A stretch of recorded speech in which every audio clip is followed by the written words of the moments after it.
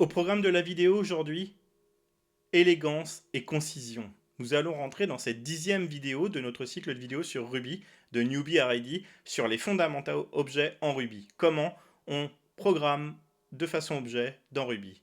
Jingle!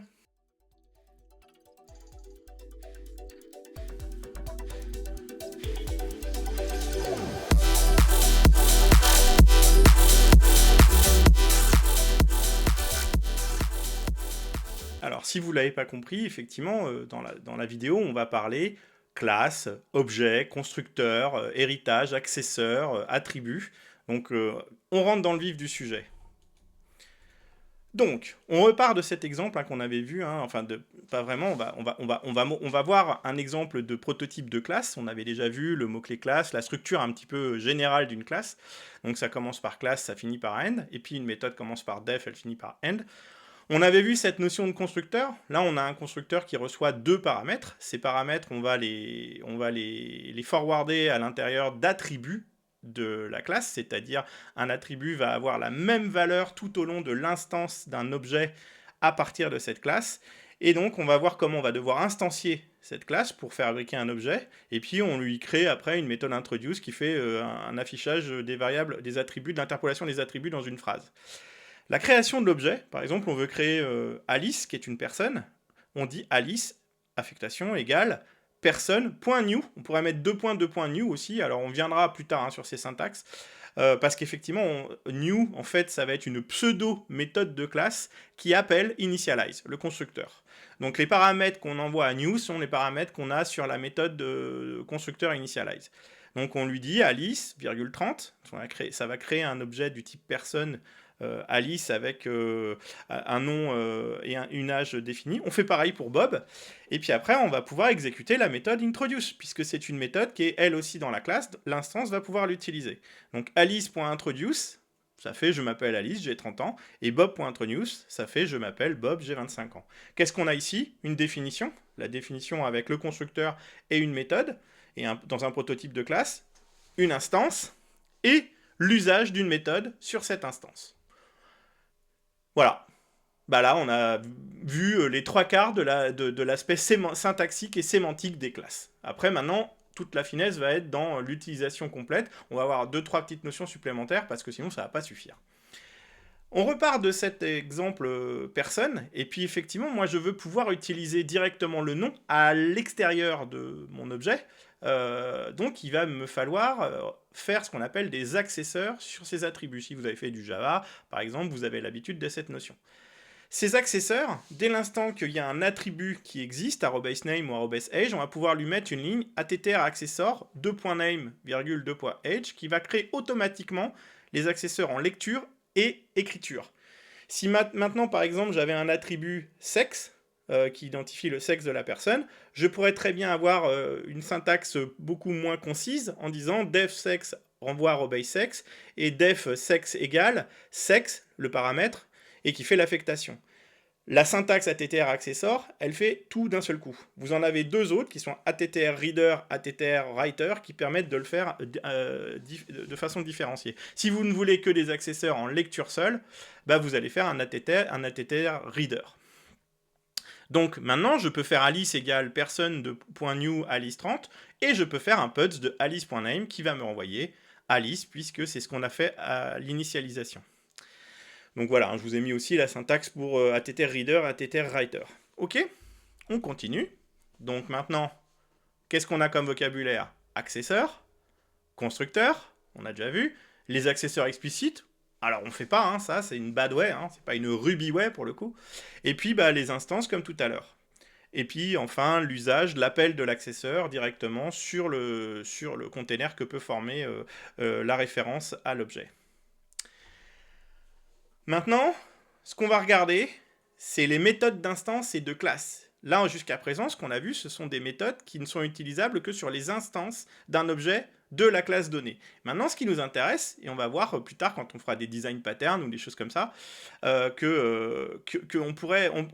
va vouloir des méthodes qui s'exécutent sur la classe elle-même. Et typiquement, la méthode qu'on a vue, la pseudo-méthode, new, on voit que c'est probablement une une pseudo-méthode de classe. Elle est implicite, donc on la définit pas de façon explicite. Là, ce qu'on va regarder, c'est une définition explicite d'une méthode de classe. Imaginons, j'ai une classe mathhelper qui a une méthode d'instance square x. Alors méthode d'instance parce qu'il n'y a rien entre le def et le nom de la méthode, il n'y a rien. Donc il fait le carré de la valeur x passée en paramètre. Et par contre, on a une méthode de classe qui, elle, s'écrit self, qui fait référence à la classe elle-même, point cube, qui reçoit un paramètre x et qui cette fois-ci renvoie le cube du paramètre passé.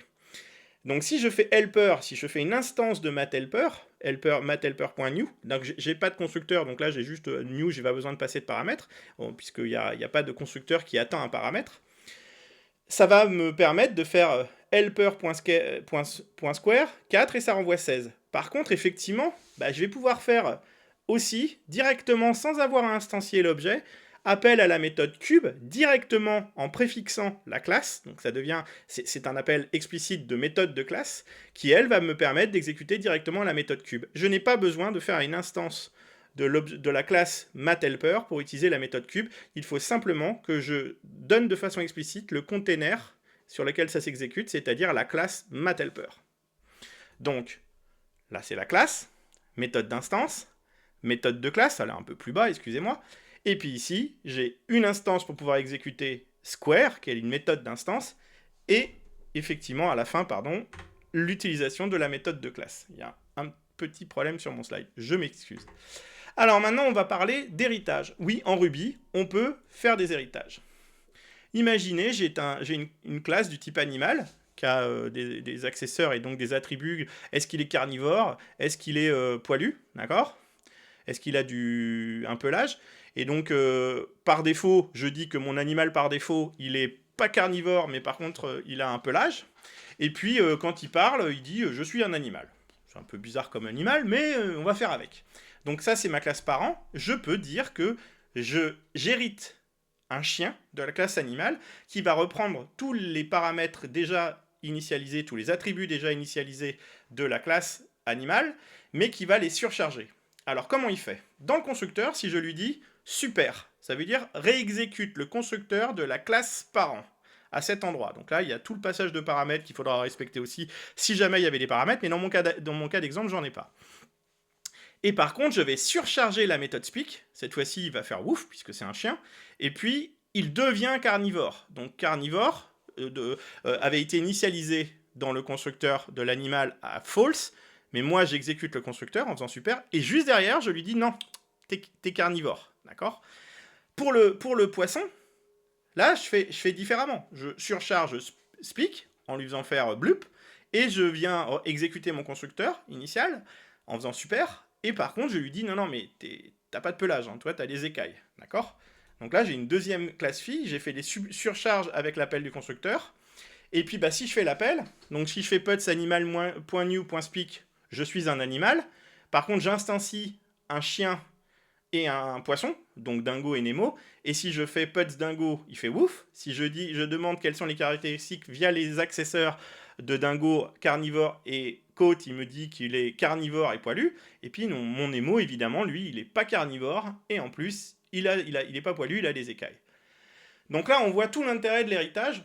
Attention, on va respecter les 12 factors, les design patterns, tels que définis par le gang des 4. Hein, si vous avez jamais lu le bouquin, alors c'est écrit en Java, il y a beaucoup de choses qui ont été écrites pour le transposer en Ruby. On essaye de ne pas utiliser l'héritage là où c'est pas pertinent. Donc c'est possible, mais il va falloir l'utiliser de façon justifiée. Et justement, les 12 factors vont plutôt nous inciter à utiliser des implémentations. En Rust, on parlera de traits ou d'interfaces dans certains langages. En Ruby, on va parler de modules, qui sont en fait des containers de méthodes singletons, de méthodes, qu'on va pouvoir venir ajouter dans un objet ou dans une classe. Et pourquoi dans un objet ou dans une classe? Parce que notre langage Ruby, il est full objet et qu'une classe est un objet. Donc ce mixin, par exemple, je veux un module qui sait faire des maths, dans lequel je peux définir des constantes, la constante pi par exemple, qui est un float, qui contient des méthodes de classe, on la reconnaît, hein, self.square, et puis du coup je peux faire puts mathpi puts math square. Là, j'utilise directement mon module. Là, je montre le cas d'usage où je viens faire de l'organisation de mon code en regroupant ce qui est du même sujet, du même cas d'usage dans un module. Donc, on va utiliser le module comme ce qu'on a dans le cas d'usage qu'on appelle un namespace. Ça permet de savoir que je parle de maths. Math.pi, si j'ai pi tout seul, potentiellement ça pourrait vouloir dire autre chose dans un contexte spécifique. En maths, pi, c'est 3,1415927. D'accord ? La méthode square, c'est une méthode utilisable en mathématiques. Donc je la mets dans mon module maths. Maintenant, ce qu'on va regarder, c'est le mixin. Et c'est ça qui est beaucoup plus intéressant et qui fait une des forces de Ruby. Imaginez, je vais avoir souvent des trucs qui finissent en able, d'accord ? Swimmable, par exemple. Le fait, la capacité, la capabilité, vous vous rappelez la vidéo que j'ai fait juste avant, la capacité à nager, c'est le fait de savoir nager, et du coup, c'est quelque chose qui s'acquiert. On ne naît pas en sachant nager, on apprend à nager. Ruby respecte la même règle. On peut intégrer des capacités, à la fois dans ses spécificités intrinsèques, mais aussi par l'expérimentation et par l'apprentissage. Ruby permet exactement la même chose. Donc je lui dis, module swimmable, def swim, je nage, d'accord ? Donc un poisson, il inclut swimmable. Un canard, eh ben, il peut savoir nager, il inclut swimmable aussi. Donc je peux faire fish.new.swim, je nage, et duck.new.swim, je nage. Sauf qu'au départ, mon canard et mon poisson peut-être qu'il savait naître à la naissance, donc finalement le include swimmable, il est bien dans le prototype de classe. Ce qu'on va voir en Ruby, c'est qu'au lieu du canard, on aurait très bien pu faire une instance de cet objet, donc faire une instance de canard, et sur ce canard faire un extend de swimmable. Donc mon canard aurait appris à nager plus tard, après sa naissance. Vous voyez à quel point Ruby, c'est un langage qui traite d'aspects naturels, et au-delà d'être un langage dans le langage naturel, il adopte des principes et des concepts naturels. Donc, là où ça va encore plus loin, c'est qu'en plus, il va proposer ce qu'on appelle des hooks, des mécanismes qui permettent de détecter quand on étend ou quand on inclut quelque chose. Quand on inclut une classe, on peut lancer un hook, c'est une méthode c'est un traitement événementiel. C'est une méthode qui va s'exécuter quand on fait l'inclusion ou quand on fait l'extension d'un module à un objet ou à une classe. D'accord ? Donc ça, c'est extrêmement important. On va en rester là sur les principes fondamentaux. Je pense que déjà, ça vous donne une vraie visibilité sur l'aspect concis, efficace du langage. Et puis, si vous voulez, vous pouvez aller beaucoup plus loin en allant lire la documentation que j'ai faite sur ultragreen.net. Vous vous rappelez, je l'avais présenté dans ma première vidéo, pour aller encore creuser sur le sujet. La prochaine fois, on va parler de la visibilité des méthodes. Les aspects de visibilité, on va voir qu'ils sont extrêmement importants dès qu'on va faire du composant réutilisable pour bien prototyper ces composants réutilisables. Et puis gérer correctement les notions d'héritage. Donc, rendez-vous dans la prochaine vidéo.